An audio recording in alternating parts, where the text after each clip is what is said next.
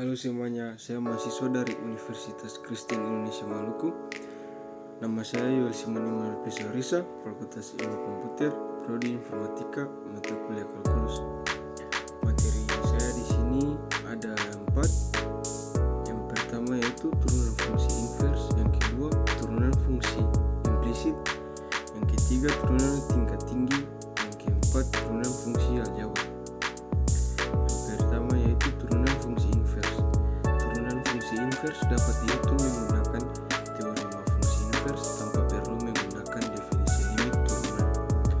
Teorema ini juga dapat digunakan untuk mengembangkan rumus diferensiasi untuk fungsi trigonometri inverse. Jadi yang kedua yaitu turunan fungsi implisit.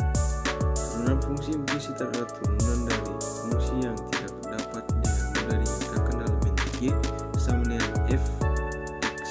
Untuk menemukan turunan fungsi implisit, Anda dapat menggunakan aturan rantai dan menganggap y sebagai fungsi dari x. Materi yang ketiga yaitu turunan tingkat tinggi.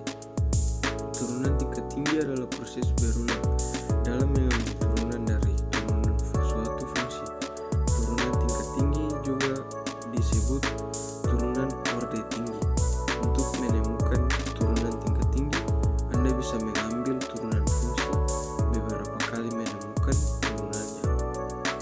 Materi keempat yang terakhir itu turunan fungsi aljabar. Turunan fungsi aljabar adalah fungsi baru yang dihasilkan dari penurunan pangkat fungsi sebelumnya sesuai dengan aturan yang sudah ditetapkan. Turunan fungsi aljabar menunjukkan bagaimana suatu besaran berubah akibat perubahan besaran lainnya. Referensi yang saya ambil dari https www.wikipedia.com